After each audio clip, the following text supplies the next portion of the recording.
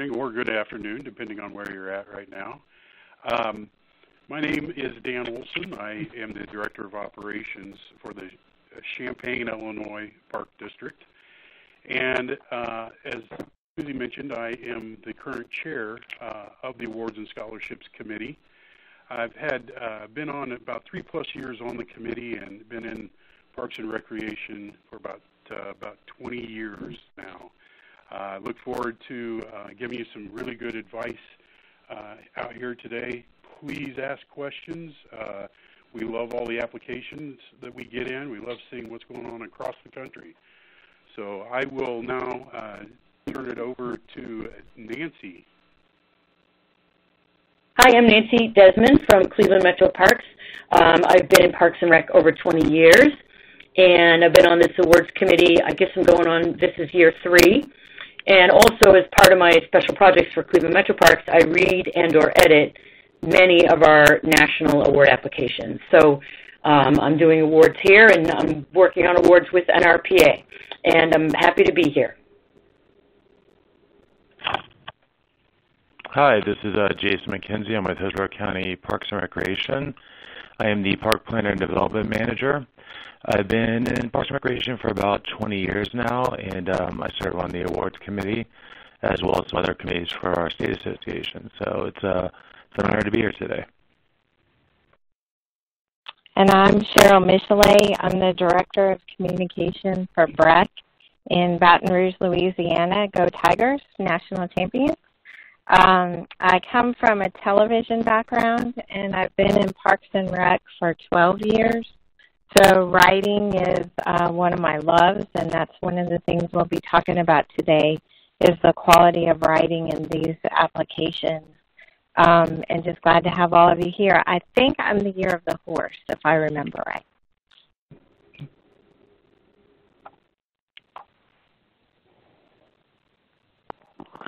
Okay, are we ready to move on to our first poll?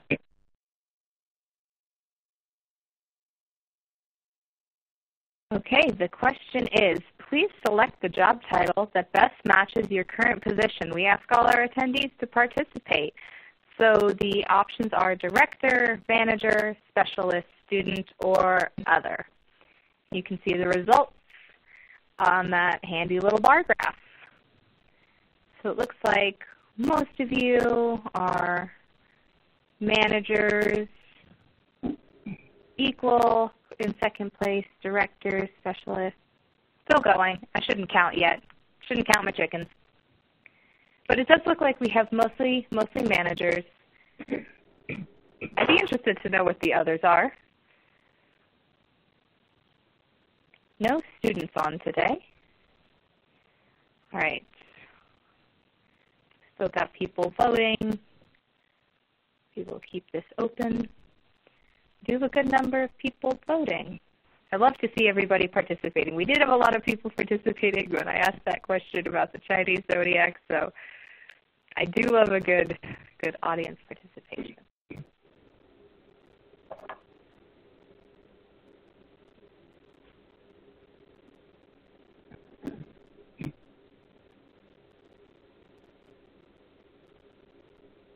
Daniel, I would say supervisory.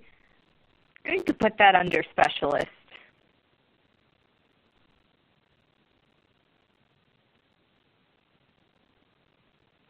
Okay, it looks like most people are done voting. So I am going to tally this up. So we do have mostly managers here today. In second place, we have specialists with 27%. We've got 18% with other, and then 17% directors. Okay, so we've got a nice variety here, just no students. Okay, moving forward. Thank you all for participating in that. To get us started, I'm going to give a brief overview of each of the awards that NRPA offers. All this information can be found on the website at nrpa.org/awards. First of all, we have the Innovation Awards for agencies. The Innovation Awards were created in 2017, so they're still relatively new. and we've had a great response to these awards for 2018 and 19, and we look forward to the applications that come in 2020. So first, the Innovation in Health Award. This recognizes an agency leading an innovative project that fosters a culture of health in their community. Agencies that lead an initiative that has addressed a critical health need for their community, such as getting residents more active, improved access to food health, and implementing policies that encourage healthy behavior or make a difference in the health of the community, all should apply. The Innovation in Conservation Award recognizes an agency leading an innovative project that creates localized solutions for addressing global or regional environmental challenges. Agencies that have addressed a critical environmental need in their community and have helped educate residents along the way, such as habitat preservation, green infrastructure, innovative nature programs, water restoration projects, and many more should apply. The Innovation in Social Equity Award recognizes an agency leading an innovative project that improves access to the benefits of local parks and recreation for everyone in their community, no matter the color of their skin, age, income level, or ability. Agencies that have found an innovative way to improve access for all through things such as creative programming, community outreach, and more should apply. Finally, our last innovation award is the Innovation in Park Design Award. This recognizes an agency that manages a unique park or facility that embraces innovative technology, strategies, or programs to improve their community. Agencies that have designed a creative park tailored to the community's needs and dreams that showcases an innovative process or outcome should please apply. Next up, we have our Spotlight Awards, and these are awards for individuals who are members. First is the Robert M. Arts Advocate Award. This recognizes an advocate, elected or appointed official, or volunteer who has demonstrated outstanding efforts to forward public parks and recreations through education and activating the public in their community, or the state or international or national level, excuse me. Next is the Robert W. Crawford Young Professional Award. This is presented to an individual who has shown qualities and skills needed to attain positions of leadership through their contributions to advancing the field. Their creativity in creating or managing programs and their participation in professional organizations such as NRPA are also considered. Park and recreation professionals excelling at what they do and are under 35 years of age with a few years' experience are ideal candidates. The Robert Wood Johnson Foundation and NRPA Award for Health Equity recognizes an individual or team of two who successfully implement a system that changes the approach to reduce health disparities in their community within the past 2 years. This award supports RWJF's Culture of Health initiative that seeks to ensure everyone has an equal opportunity to live in healthy environments. The awardee will receive a $3,000 prize and an opportunity to be recognized at both the NRPA Annual Conference and at an annual RWJF ceremony. Any individual or team affiliated with a local park and recreation agency should apply. All applicants are welcome to either self-nominate or nominate a deserving peer. The National Distinguished Professional Award is presented to an individual who has made outstanding contributions to the field through leadership, research, advocacy, community outreach, and program development. This individual should excel in their career and have at least 15 years of experience in the field. This is for nominees only, no self-nominations. And the final Spotlight Award is the Theodore and Franklin Roosevelt Award for Excellence in Recreation and Park Research. This is presented to an individual whose contributions to parks and recreation through research have significantly advanced the cause of the park and recreation movement and whose dedication to the field parallels the same dedication and zeal towards parks, recreation, and conservation that was exhibited by the presidents after whom the award is named. Nominees include professionals, researchers, students, and professors who have contributed significantly to a research paper or project that has advanced the field. Now, this award is actually on a 3-year cycle, so applications will be accepted the next time in 2021. Finally, we have the scholarship and fellowships. All 3 of these are awarded to are awards that give recipients registration to the NRPA annual conference, as well as travel expenses that accompany those. So the Young Professional Fellowships are provided to up to 4 young professionals with the opportunity to explore the NRPA annual conference. And a primary focus of this program is to inspire future participation and leadership in NRPA and to develop professional contacts from around the nation. NRPA members under 35 with 2 to 10 years experience in park and recreation are encouraged to apply. The student scholarships recognize up to 2 outstanding undergraduate or graduate students for community service or contributions to the field of parks and recreation. Student members of NRPA who are currently studying for a degree in parks and recreation and desire to learn more about the field should apply. Finally, we have the diversity scholarships. This supports up to 2 individuals from historically underrepresented groups in parks and recreation, and as well as those who demonstrate outstanding contributions serving these diverse communities. The scholarship aims to engage the recipient's interest in future leadership roles within the association, and current members of NRPA who are eligible professionals or advocates should apply. Now, all the recipients of the Innovation, Spotlight, and Scholarship and Fellowship Awards will be recognized at the Best of the Best ceremony during the NRPA annual conference. So next up, we have another poll question. And this is to gauge your interest as far as which awards you are interested in. Even have all of the above option if you're interested in all of them. And if you thought this was about gold medal, this might not be your webinar because we're covering the NRPA awards, not gold medal today. So let's see how these come in.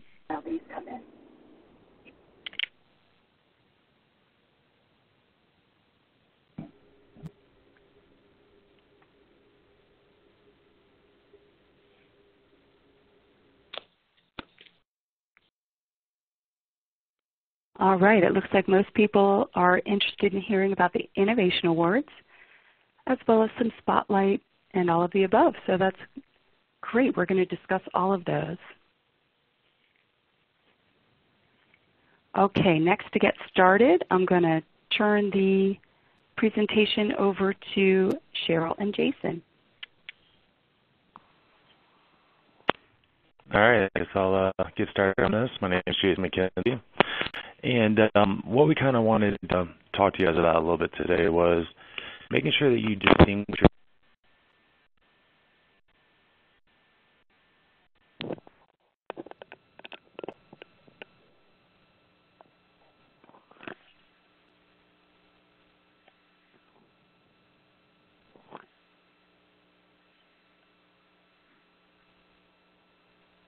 Hello, I lost Jason. I did too. I'm still here. Can you hear me? All right, I'm back now. I should be back now. I can hear you, Jason. Okay, I'm sorry about that. My phone was cutting out. Sorry. So one of the big things that we're trying to get across is that we would like everyone to try to differentiate themselves between individuals. When you're writing your application, make sure you really plug what makes you stand out, what makes your program stand out, what makes your park design stand out. Something that will make you definitely jump to the front of the pack when we're reviewing hundreds and hundreds of applications. After numerous applications, you can probably start to recite the same thing over and over again. You'll see it constantly from different people. So really try to cross your ability to stand out from the crowd, what makes your program unique, what makes it special, what is something that your organization is doing or something that the individual you're nominating is doing that is really different from everybody else. Cheryl, would you like to elaborate on that? Yeah, and a couple of other things. One thing that I think we all felt could have been improved in the last round of applications was better storytelling. So whether it's an individual application or it's an application about a program or a facility, is to tell that story in a way that stands out from the rest of the crowd and doesn't, like Jason said, sound like you're just repeating the same information, factoid information over and over again. But the flip side of that is also to read those applications very carefully and make sure that you're actually answering that question, because that's the specific information we're looking for. And I know in some of these categories you're looking at dozens of applications. And so when you sit down to write, try to figure out a way that will make you stand out or your words stand out and jump off the page to the judges who are going over dozens of people who are high quality agencies, but you have something that's just a little special, or you as a professional have a little different story than anybody else. What's unique? This is Nancy. Can I jump in and make one comment? Oh, I guess I just did. Absolutely. It never hurts to look at last year's winners and call the agency up and ask for their application. I've never been turned down when I've done that, and I've never turned anyone down who's asked us for their winning application, and read them and see what makes them stand out. Look at some examples. Good point.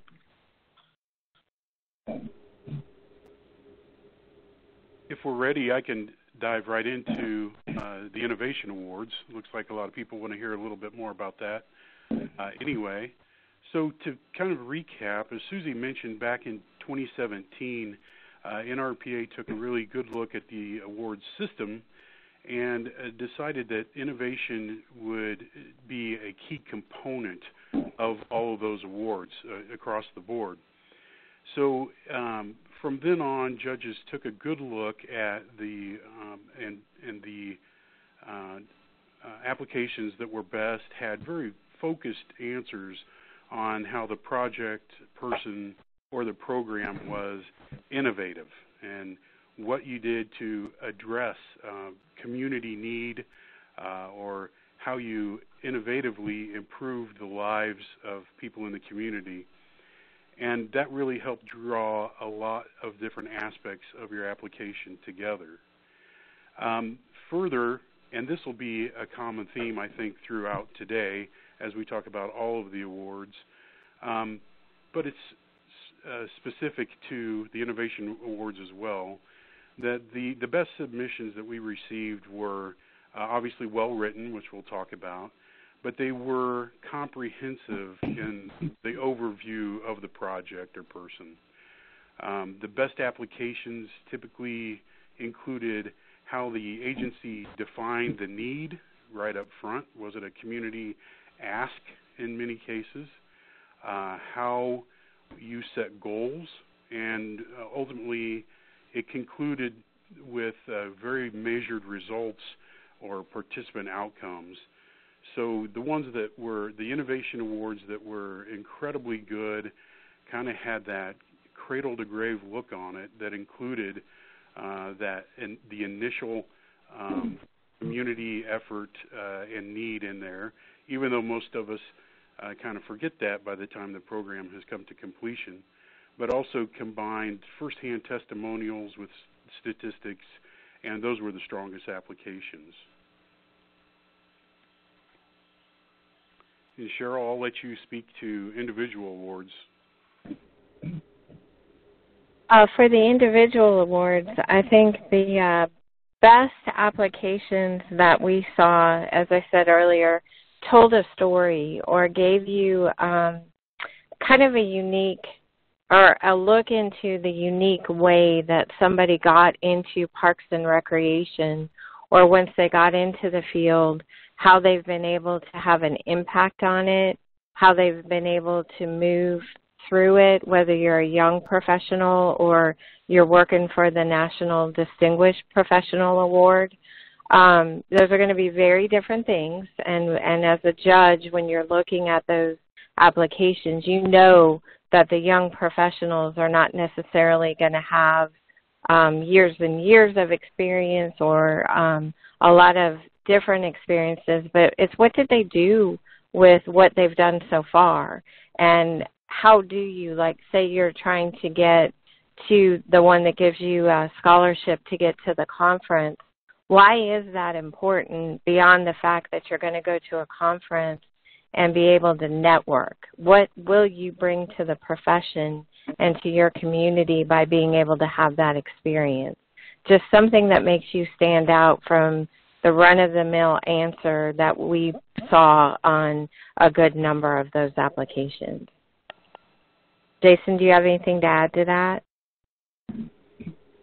Yeah, just, when you're doing the applications, you're going to be up against some of the best of the best. Some of the ones that we read, it's just absolutely amazing the work that's going on in Parks and Recreation around the country. So really work hard, especially in individual areas of really fine-tuning your application. You don't get a lot of words, you don't get a lot of characters, so you have to make a big impact in a very short time frame. So just, take your time with it. You have quite a bit of time till do, but take your time with it when you're writing it and really go through it. So it's probably about it for that part. Yeah, and then we also have talked about as a committee the importance of having somebody proof it for you. So depending on what area of the agency you work on or work in, there's a likelihood that you are truly gifted in programming or design or some aspect that doesn't include writing. But there will be somebody in your agency or somebody that you know who is a talented writer, and have them look it over and help you polish it up before you send it off, because that can make the difference in an application that stands out versus one that really just sounds like almost anybody else turned it in.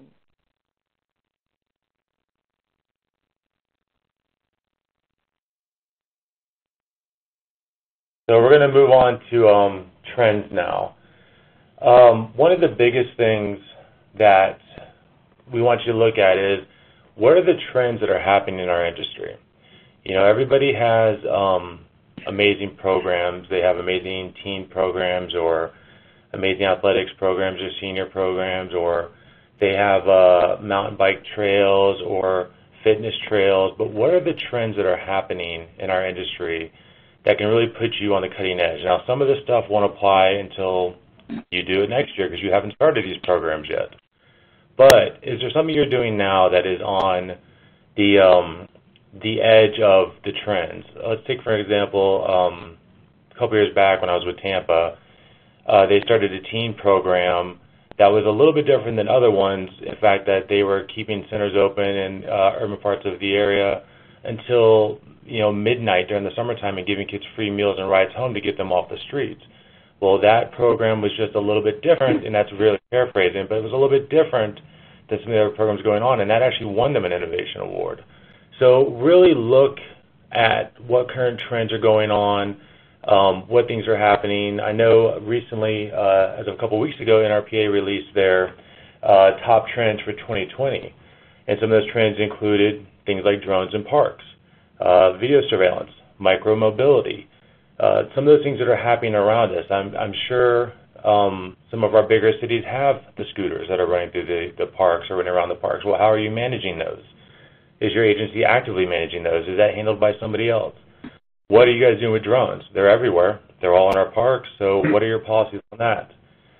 The urban forest, those are things that are constantly being depleted and replenished. Well, how is your agency tackling that? What are those trends happening? Esports, it's there.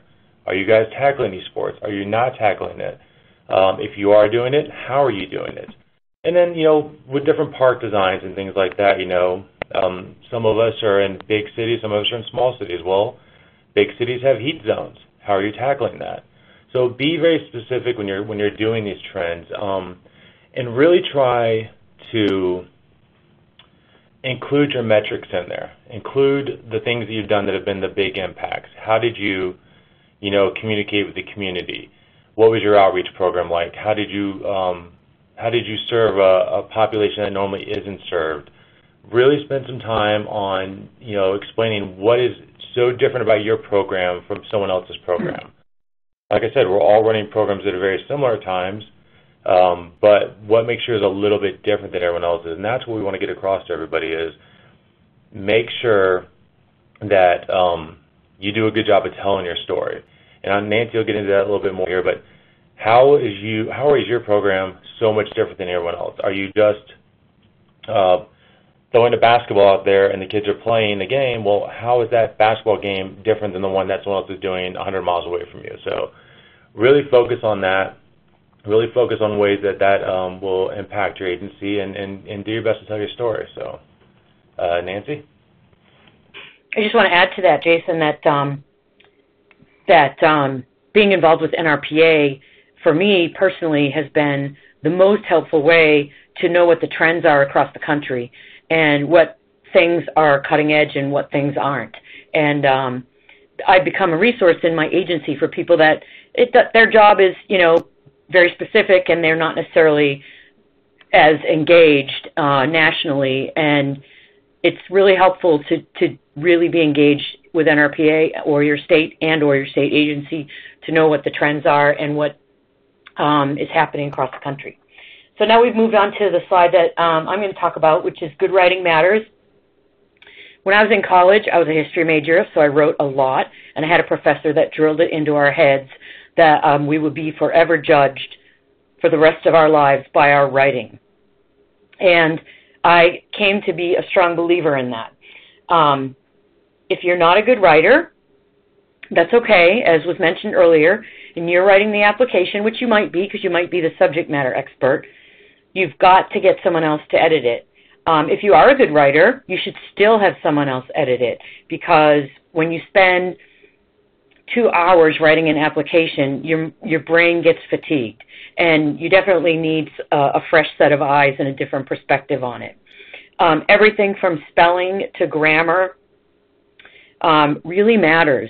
I used a metaphor talking about this earlier, that your writing is like your front porch, and someone's coming over to your house, and the first thing they see is shabby and falling apart and has holes in it or is repetitive. That's immediately a judgment. So while content matters, good writing matters a lot, especially when the judges have to read 70-plus applications, which we do. It's really much easier to read one that's done with good writing. The other thing, going back to some comments Cheryl made earlier about predictable answers, I would say we sometimes get the comment, and sometimes we note it ourselves, that certain questions will elicit the same answers. So 2 different questions, the person reacting kind of gives a very similar answer to both. The best applications are where people use the opportunity to tell us something new. Even though the question seemed repetitive, they find a way to get after it and tell us something new about their program or project or whatever the topic is. So you don't get a lot of words, as Jason mentioned. Don't repeat, don't be repetitive, don't waste words, and look for opportunities, kind of like a job interview, to tell the judges everything you can about your project or your program, and make every sentence count as new information. And secondly, not predictable information. As they mentioned earlier, we asked a question about what are you going to get out of the conference. Well, every single person knows, even if they're not in Parks and Rec, that you're going to get networking out of the conference. Come at it from a different angle. Think creatively about what you'll get out of the conference, and don't give the obvious answer. So anyway, that's my little spiel about good writing. It really does matter, and it doesn't take long to get someone to edit and help you with your application. And I'll pass it on to the next slide. I'd like to add one thing to what Nancy has said, and that is oftentimes we'll see where the application itself was probably produced as a Word document and then cut and paste into the application. So you may think you have a perfect example that was reviewed as Nancy said it needed to be reviewed, but many times things are lost in that cut and paste into the application, where you may lose a sentence, or it may actually change a little bit of the grammar in there. So even though it's been maybe reviewed, I would review it again once it's in that application, just to see if anything happened to drop out, or if the number of words didn't match what you had in your Word document. That's just a little hint there. The other thing, I'll kind of move on to this slide now, and Cheryl and I will kind of go back and forth on this. But the other thing is, make sure to answer all the questions in the application. On a rare occasion, we see things drop off, as I had mentioned, or just missed applications, and you're missing out on those points from that question. The other thing I would express is use your entire allotment of space in each. This was mentioned earlier, but if you have the space, introduce a new aspect of the program that you're doing in those innovation awards, especially.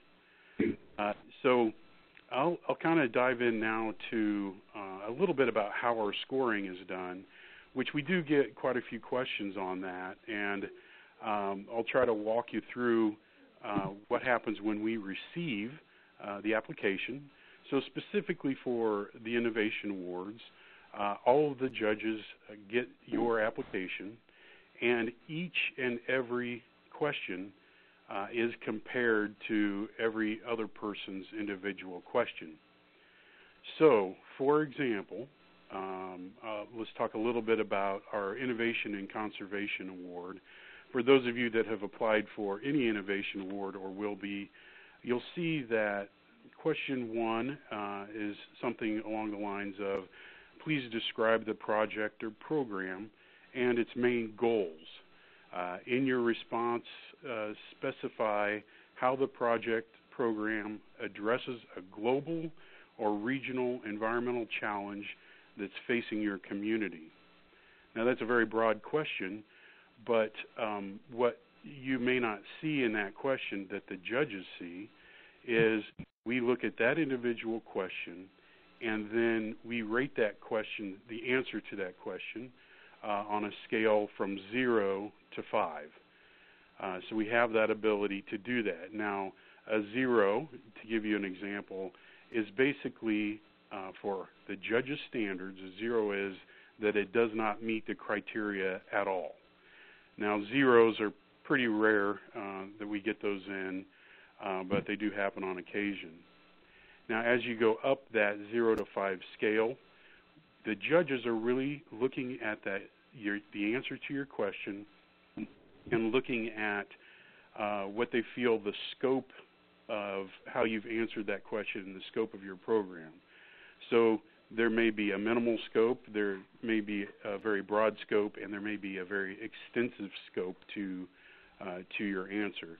The more extensive the scope is, the higher the rating. That would be a 5 in these cases.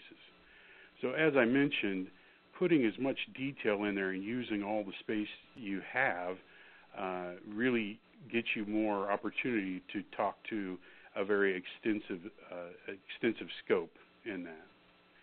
Now, kind of the next step in that is, once all the applications are done, and there's a lot of numbers to be added up here, which they are, each individual judge puts them in rank order, highest to lowest, and then it goes to full committee, and we vote on those that are winners. Now, also keep in mind that many times, I guess more times than you would imagine, there is a tie in the score or a very, very close score. So these little things that everyone else has been talking about, especially in grammar and in the writing and the creativity, really come into play for those scores that are very, very close. And those are considered at the end of the scoring. So it's a fairly simplified scoring scale, but there's a whole lot of numbers involved in that too. With that, and one thing, Dan, that I would add to that is, just in case anybody is wondering, where you are from doesn't necessarily rank into any of the judging. Like, I did not look at a single application and say, oh, they're from X city, therefore I'm going to give them more or less. It was really based on the application itself and how whatever you're applying for fit your specific community. So you can be a small park system or a large one, and basically it's a level playing field. And I know sometimes you hear people don't feel that way, but when you're looking at the words on the paper, that's not, we can't affect your budget or, affect anything like that. But when we're looking at those words on a paper, we are judging you one to the other to see how you're serving your community no matter the size. That is a very good point. I think most judges don't even bother looking at names. No.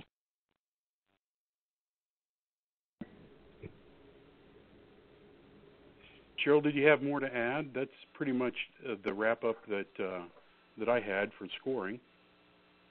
Yeah, I was thinking about it on the individual awards. That was one of the main things. And it's a lot of the way Dan described it for the innovation applications, where you have it's the same numerical scale. And really, it is, those little things really do matter, because a lot of times what I found is you are reading very similar answers.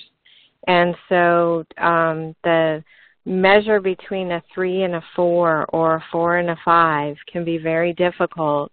And then it was interesting because when you get together as a committee, hearing the different perspectives from the other judges, we had some debates over who should, how we should break ties, and we took it very seriously.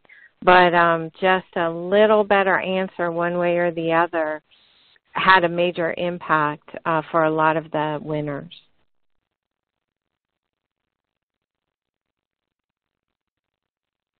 This is Nancy. Can I add one thing? Go ahead. Can you hear me? Yeah, go ahead. Yes. So as you guys were talking about the scoring and the very slim margins on one application over the other, I deal with applications for so many organizations that we apply to, and I would add that if you don't have a lot of experience writing applications, well, I mentioned earlier asking other park districts for theirs, but NRPA is national, and the competition is as high as the competition gets in the country. So it doesn't hurt to write a bunch of award applications to your state agency or to NACPRO or some other smaller organization that has less membership than NRPA to practice writing applications, and you'll win some smaller awards. And then when you get to do the NRPA ones where you're at the highest level of competition, you've got some award application writing success under your belt, because those smaller agencies just have a little bit less competition. Yeah, I would agree with that. We do that at BREC. Our communications department writes applications for public relations awards as well as park and recreation awards. And I've had the opportunity to both write awards and judge them. And I would say volunteer to be a judge, because it gives you a whole other perspective on how to write a better application.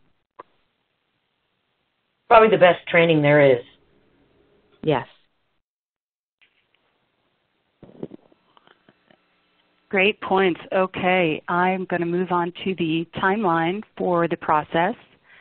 Applications for all of the awards we've discussed opened 10 days ago, so you can go online now, again at nrpa.org/awards, and select which awards you'd like to go ahead and apply to or read eligibility requirements for. That's all available right now, and it will be open through March 27th. So there's plenty of time to go ahead and make submissions. And then the other dates just give you a sense as to how, once the application deadline closes, what happens. And the review process by our wonderful judges who volunteer to be on the committee, and then winners are announced in June.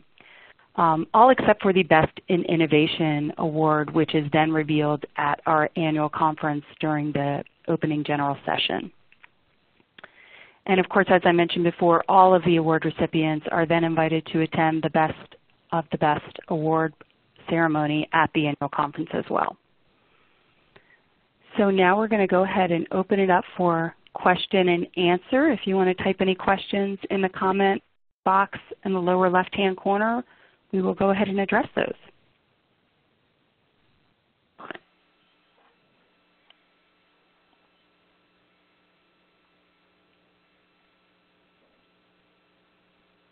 As we're waiting on that, I could just add a couple of other comments. What I've seen, kind of some areas that people struggle with in the question areas, is that really we see a little bit of struggle with people explaining, especially in the Innovation Awards, the partnerships that they had during planning and implementation process. So I think a lot of us, when we get to the end of a program or a project, we kind of forget how it all started. So if I had one suggestion for anybody that's applying, that would be, don't forget to tell us about how it all got started. That complete picture, that complete story idea coming up yet again.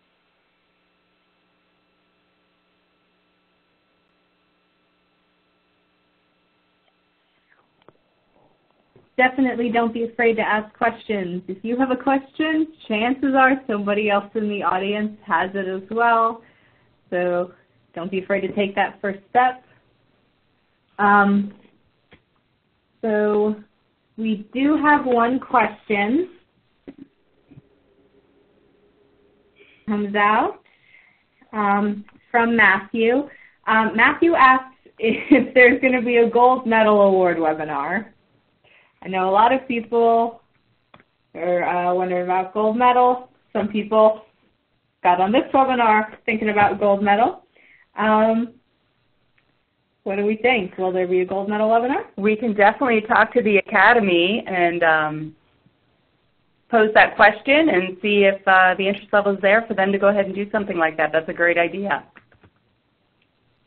There's certainly a lot of interest at it at the conference when they have sessions on it.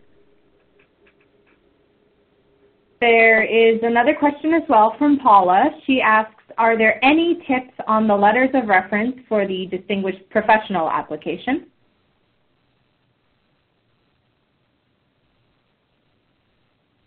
Does that mean who you should get to write a letter of reference? Or what to include? Paula, if you'd like to clear that up, is what you... Paula said yes. For me, this is Cheryl. When I was judging that award, talk about competition. That really is the highest level because the people who are nominated in that are those that have had just a very long career that has made a difference in the profession. What it is does somewhat feel like a lengthy resume. And so what stood out to me in those letters is that's where you get to tell the story of, okay, yes, they did just about everything they could do within NRPA or their community, but what was the impact? And the winner this year stood out because even after he retired, he continued teaching people how to be better professionals. You know, it was hard to judge, but to me he stood out over all of the others, and it was those stories in those letters that tipped that one for me. Anybody else? Yes, we do have another question. I'm just going in first come, first serve. Oh, I meant anybody else on that one. I'm sorry. Oh, I'm so sorry. Yep, anybody else want to weigh in? I would just say that's spot on, knowing those heartfelt stories for that distinguished professional always carries those reference letters far. Exactly. Okay, so our next question comes from Jennifer asking, how does the public vote influence the Best in Innovation Award? I can start with that. This is, last year we tried to do a blind vote, meaning we didn't mention who the agencies were or their location for the Best in Innovation. We're actually looking at changing that experience this year and perhaps not doing a public vote for that. So it wouldn't apply this year. We're kind of moving away from the public vote. The first year, you know, we don't want to have a situation where the area with the highest population takes Best in Innovation because it's really about the content of the work. So we're going to evaluate those a little differently this year.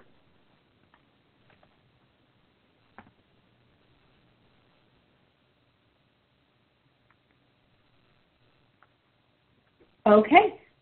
If no one else has anything to weigh in with on that, I am going to ask this one because two people had it. So Christy was the first one to ask, I see pictures are accepted, but what about supporting video submissions? Well, we currently don't have the online capability with the application to submit a video, so that's a great point. We could look at doing something, adding something next year, but this year we're looking for photos, and I believe most of them are optional. But we can definitely look at adding videos for next year. That's a great idea. This is Jason. I want to weigh in. Sorry, go ahead. No, sorry, I just wanted to weigh in real quick on that. So with the supporting documents, you're kind of limited in what you can put in there. But having links to photos or links to videos on a sheet can help out. Sometimes it gets down to where you have two programs that are so close and so incredible that that little bit of extra supporting documentation can tip the scales because you're not only telling us about what you're doing, but you're showing us what you're doing as well, and that can go a little bit farther too.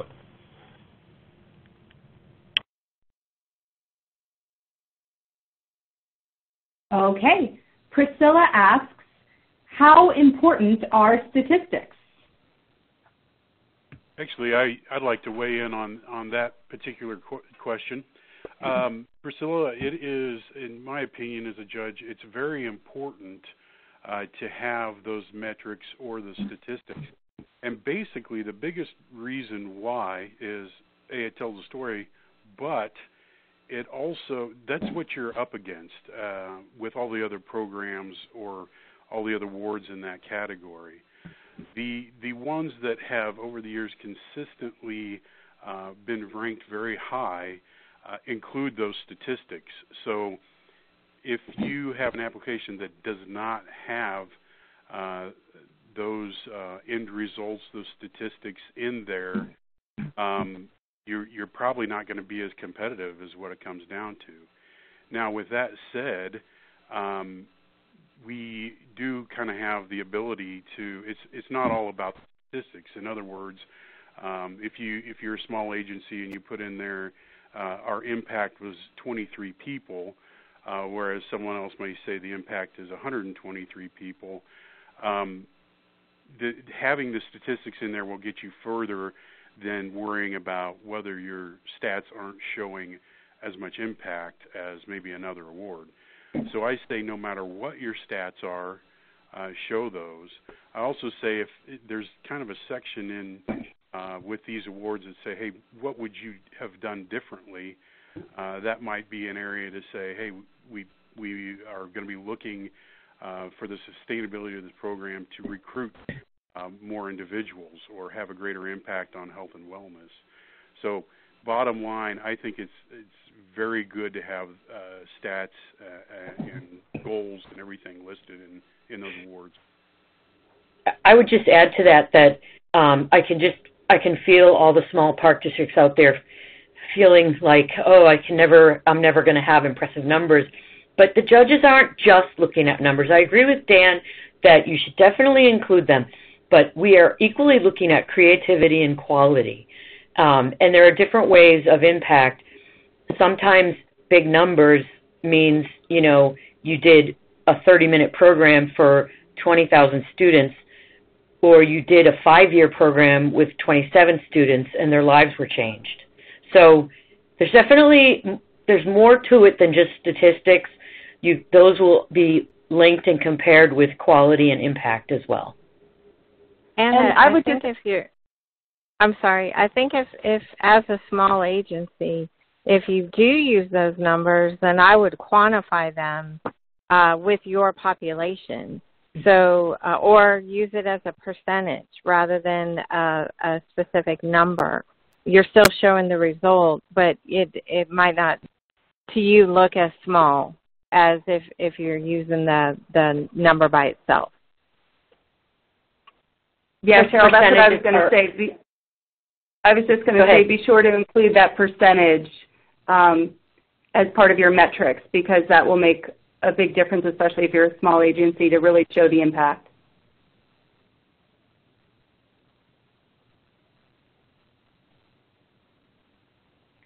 Okay. So I think this will be our last question, as we are pretty much at time. So this question comes from Matthew, asking, any advice for smaller agencies competing for park design awards with much larger and much better funded agencies? Any hints on how to balance the superior resources larger agencies can deploy in preparing their submissions?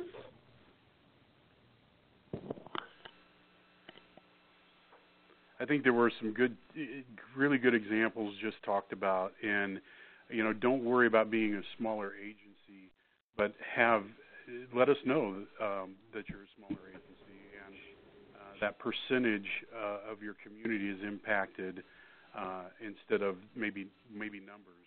There's plenty of things you can do. I, as a judge, don't look at the dollar signs. On occasion, an application will throw in that they've spent X number of dollars on the program. I don't look at that. I don't think any of us do. The dollar amount is irrelevant to us. We are looking at, as Nancy and Cheryl said, we're looking at those impacts to the community. So we have always strongly encouraged small agencies to look at that. Again, when it comes to the innovation behind what you're doing, there are very, very innovative people in small agencies, just as there are in large agencies. So always apply. Don't be afraid of your agency size. And I would add to that I think when you approach it from that perspective, again, that's a better story. So make it part of your story that you are a small agency, this is your budget constraint, but despite that, here's what you did, and here were the impacts of it, and that'll resonate in some cases better than a large agency that's more resourced, because you would expect that out of them.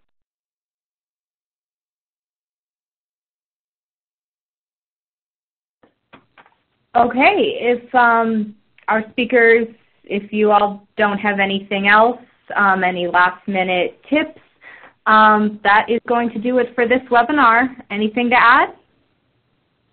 I would just add that reapply.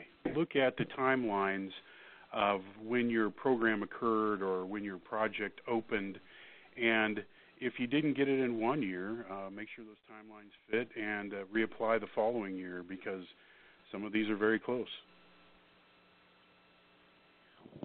Yeah, to top on that, we had that discussion that if it's an ongoing program, you can make that work when you're filling out your application. Don't feel like you are constrained by a timeline when it's an ongoing project and there is some result that you couldn't report last year or the year before that you can this year.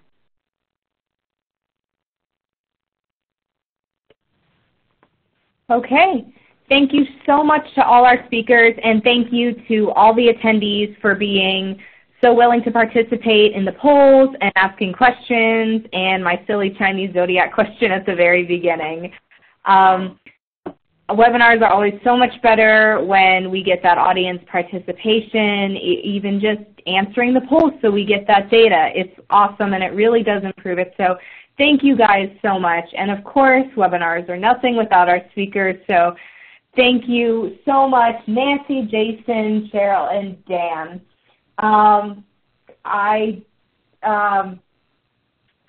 So that will do it for us today. This webinar will be available in the archives at the end of the day today.